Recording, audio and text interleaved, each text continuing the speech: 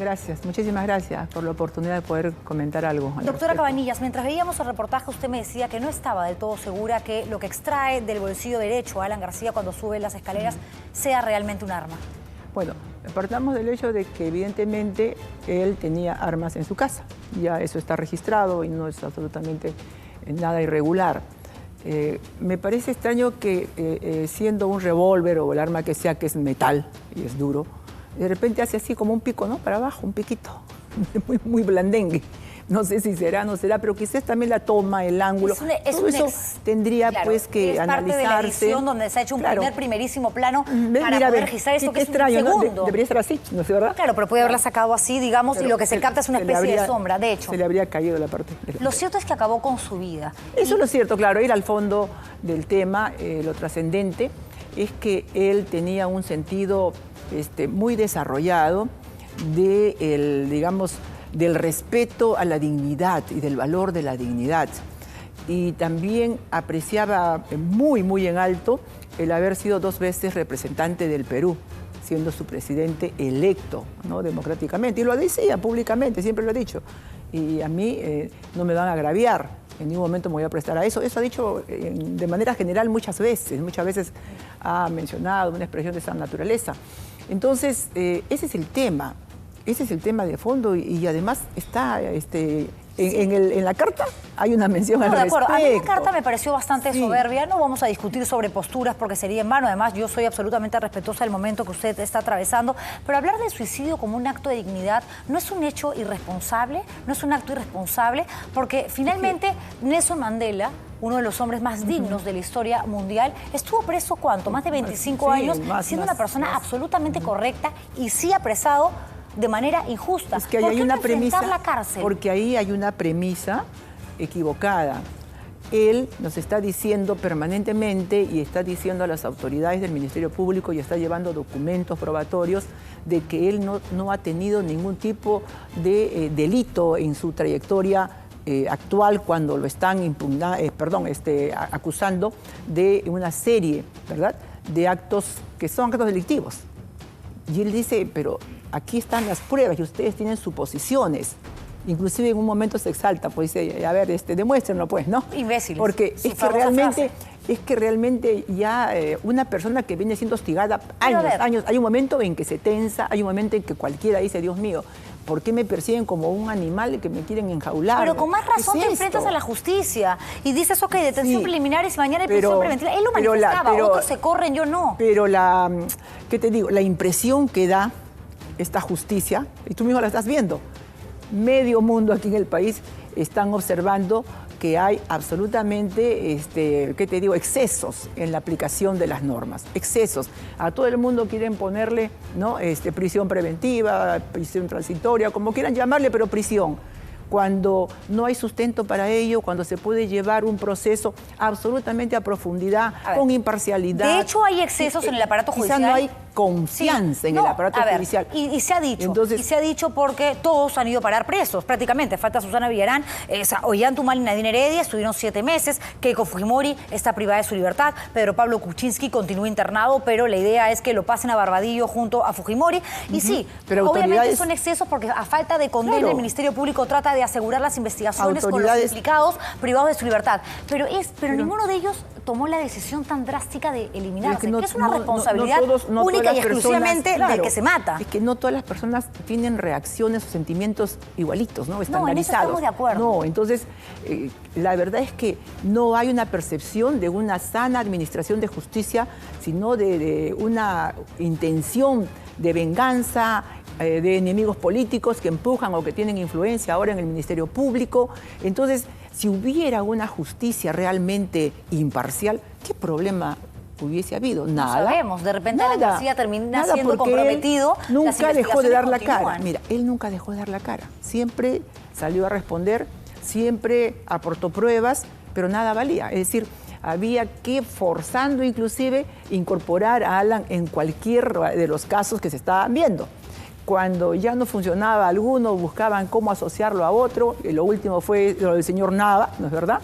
Pero no es sospechoso, doctora Cabanillas, por lo menos que Miguel Atala, Luis Nava, Luis Alba Castro, gente que fue tan cercana hasta el último momento de Alan García sean señalados como supuestos corruptos, como personas que recibieron coimas, sobornos, y que nada de esto haya alcanzado al expresidente? Si eso se demuestra que recibieron coimas, y además ya el señor Barata pues tiene que hablar, ya está... Mañana empieza a hablar. La está haciendo larga.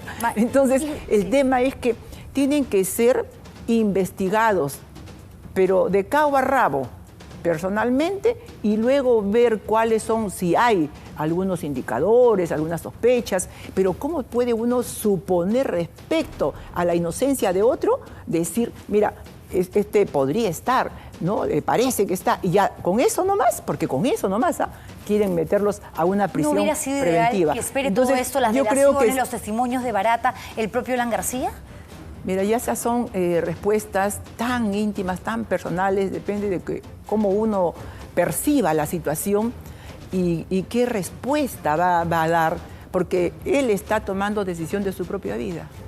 Yo le pregunto, de su propia vida. Yo le pregunto y mira, esto, para nosotros es doloroso, porque es costoso, absolutamente costoso. Y no lo dudo, y lo entiendo y lo respeto. Tenía encima la responsabilidad que siempre asumió y siempre lo dijo, de conducir el partido y conducirlo bien, conducirlo a triunfos. Y lo había conducido a 2 triunfos, 2 veces gobierno. Bueno, el primero con dificultades, muy joven, y el segundo muy exitoso. Pero ni siquiera el segundo le reconocían.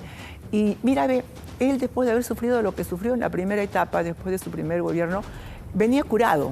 Y yo soy testigo cuando siempre recomendaba que actúen con claridad, con transparencia.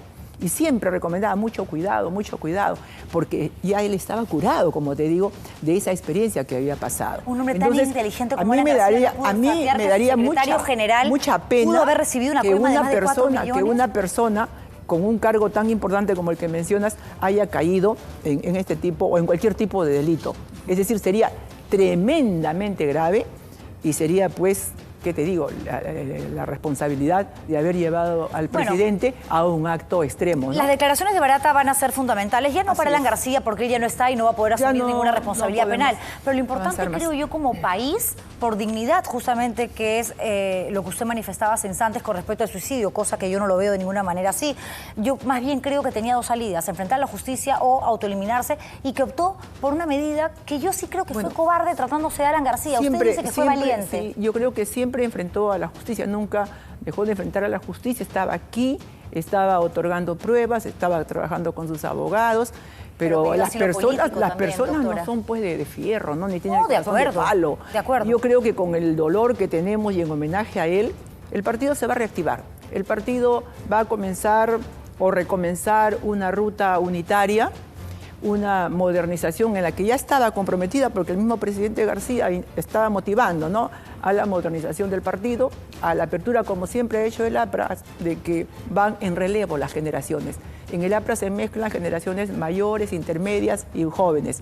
Y entonces se da de manera natural y sin mayor problema los relevos, ¿no?, de dirección, que es lo que necesitamos porque vivimos en un país joven y un país que requiere también nuevas ofertas de planes de gobierno, de compromisos, de solución a problemas fundamentales. Pero para que los jóvenes puedan confiar en el APRA, empiecen a militar y mañana más adelante quieran construir una carrera política para conseguir esa nueva sangre que requieren no solamente el APRA, todos los partidos políticos, obviamente de eso va a depender mucho al punto donde lleguen las investigaciones. Porque si mañana se determina que Alan García recibió plata, que además Nava, tal, la gente va a decir, no, aquí no me meto porque de todas maneras pueden haber otros corruptos contaminando un partido, una organización que a mí obviamente no me va a provocar de ninguna manera integrar. Me voy a buscar algún otro equipo donde me den las garantías de que no van a pasar este tipo de cosas. Por eso, esperemos que las cosas salgan a luz y tengamos realmente certeza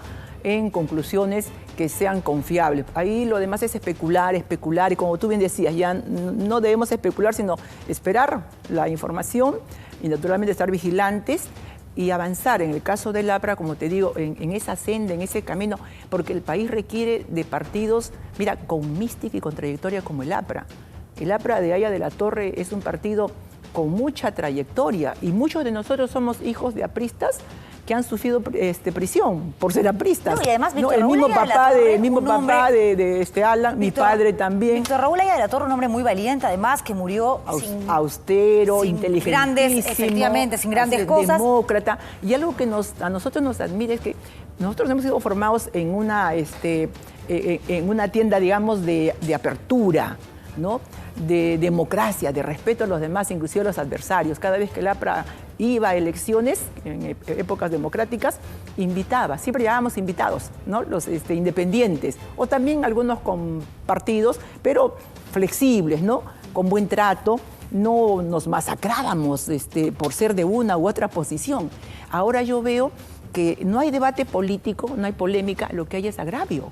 Se insultan, pero de manera... Hay mucho odio. ¿Fue fea. un error que le impidieran la entrada a Ollantumala al velatorio, al funeral de Alan García? Bueno, yo creo que ahí había un derecho de la familia y la familia ha estado naturalmente como tiene que ser muy dolida, ¿no? El hijo menor también, todos íntegramente y todos los apristas también. Entonces era un poco incongruente, ten en cuenta que el señor Humala le puso una mega comisión, echó candela el tema contra Alan, con el su fujimorismo ministro el APRA también. vivió una guerra de muchos años. Ha sido heroico que Alan haya podido resistir todo este ataque. Mira, te atacan a ti un mes, 2 meses, 3 meses, años. A todos los inmersos en el caso Dios me libre, Jesucristo santo. Pero a todos. O sea, Keiko Fujimori podría decir lo mismo. Ollantumala, Nadine Heredia, Susana Villarán, Pedro Pablo Kuczynski, Toledo. Hay que saber si son delincuentes o no. Claro, pero como ellos no son Alan García, ten en cuenta que sobre Alan García hay una carga adicional. Y es la carga que era un hombre extraordinario. Nadie le niega su capacidad política, su inteligencia. Y tenía, pues, mucho envidioso, esa es la verdad. Pero fíjese usted, doctora Cabañas, mucho envidioso, Dios mío. Fue el único de todo el grupo que acabo de mencionar, ex autoridades políticas, expresidentes, candidatos, el único que se presentó como un perseguido político, cosa que no es real, ni siquiera para las autoridades uruguayas, un país históricamente acostumbrado a abrirle la puerta a las personas que misma, ahora mismo, ¿qué crees que puedan hacer otras personas, ¿no? Que están fugadas en diferentes países, algunos buscando también cómo guarecerse? Dicen de que pues hay persecución política en el país. ¿Por qué? Porque no saben administrar la justicia, ¿no? El Ministerio Público no sabe actuar, quizá porque son jóvenes o medianamente jóvenes, no sé. Quizá porque hay influencia política, no sé. Pero debemos pasar ya a un país civilizado en estos aspectos, más centrado, con más objetividad. Se mezcla mucho la política, se le criminaliza, ese es el tema. Y entonces esto no va a marchar bien. Si nosotros vamos a ir adelante insultando, agrediendo, ¿no? Viendo que resbale el adversario, eso no es política. ¿Qué tanto contribuye? Política. Yo estoy de acuerdo en eso con usted, pero ¿qué tanto contribuye un personaje tan importante para el partido aprista como Mauricio Mulder, que el día que Alan García fallece en el hospital Casimiro Ulloa, lo primero que sale es dar declaraciones abiertas, doctora Cabanillas, a decir que la culpa era de los fiscales y de la prensa, que prácticamente todos éramos asesinos y que habíamos conducido a Alan García a un suicidio, cuando el autoeliminarse, el acabar con tu vida, es una decisión absolutamente personal. Uno lo decide, y aquí el único culpable de lo que sucedió o no es Alan García. Ten en cuenta que, estando parcialmente de acuerdo contigo, tienes razón en mucho, pero también, claro, cada uno lo decide, pero si detrás de ti, día a día, noche a noche, momento a momento, tienes encima los ataques, los insultos, Dios mío, ¿a dónde va? La resistencia. Todos los días me no, pero no del días, no en la magnitud. Cabanillas, no, pero no de la magnitud de los ataques que ha soportado los periodistas Alan García. También nos cae con palo, pasa que no estamos investigados por delitos de corrupción. Los paginazos han sido y siguen siendo a diario colgados en los kioscos, la reputación de Alan García por los suelos, sin tener siquiera el mínimo respeto a esperar que se haga la investigación correcta. Eso es lo que ha empujado, ha gatillado el tema. Tenemos que ir terminando, doctora Cabanillas, pero yo le quiero hacer una pregunta, porque hace poco el Fuerza Popular anunció una reingeniería, ¿no? Y han llamado a personajes, además, que nadie se imaginó que de pronto pudiesen tener una oportunidad otra vez en política, porque Keiko Fujimori además los había apartado claramente, deslindando de su padre, como el general Chacón, como Moyano. Se equivocó. Marta Chávez uno dice, y en el APRA van a recuperar a personajes como Mercedes Cabanillas. ¿Usted regresaría a ser una militante activa? No es que regresaría, yo estoy en el partido. Usted es aprista y va a ser siempre aprista, pero ¿le gustaría ser funcionaria otra vez? No es funcionaria. doctrinaria, sino conductora, dirigente, acompañante. Ministra más adelante, congresista. No hay que soñar todavía en ministerios porque para eso hay que pasar y ganar elecciones. No, pero así no la pueden evitar. Por nuestro partido ponemos el hombro todos, ¿verdad que sí? Sobre todo los que hemos sido formados en la tradición aprista, ¿no? Que fue una tradición de sacrificio. ¿El APRA es más que la familia de una persona que integra esta agrupación? El APRA es una doctrina, es un partido que tiene ideología, no solamente tiene programa con el cual puedes tú discrepar, ¿no? Pero tiene ideología sólida. Ganó al marxismo con su dogma. El relativismo histórico de Aya de la Torre ganó la polémica ideológica. Y entonces nosotros por ese lado tenemos toda una solvencia de carácter doctrinaria. Y luego los planes de gobierno no son pues un listado de lavandería como hacen otros partiditos, ¿no? Y nuestro partido no se ha formado recolectando unas cuantas firmas por caramelos o chocolates, sino con sangre derramada de mucha gente. Pero no la de la sacrificio de mucha gente. No podemos decir que la de la lamentablemente, ¿No es irresponsable? No le puedo decir irresponsable, o sea, no podemos juzgar hasta que se clarifiquen más las cosas. No, lo digo porque hay gente que nos está escuchando y puede decir, mañana para ser un héroe y un mártir me tengo que suicidar. No debemos juzgar. Yo creo que no debemos juzgar. Tú dijiste hace un momento, él tomó una decisión, esa fue su decisión, ese fue su sentir, de acuerdo, su sensibilidad. Claro, pero no es un acto valiente. Él a pie firme ha tolerado todo ello, pero no iba a tolerar, ¿no? Ese agravio de que lo que él consideraba, como lo dijo, ¿no?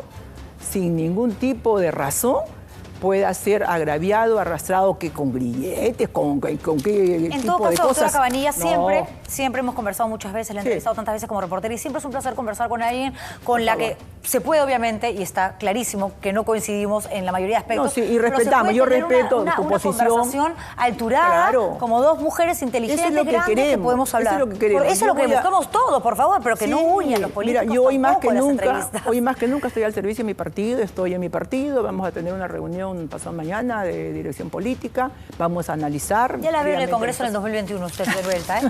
Ya me verá ir dando vueltas por pasos perdidos. Un placer. Cariños. Gracias por haber venido, doctora Mercedes Cabanillas. Igualmente.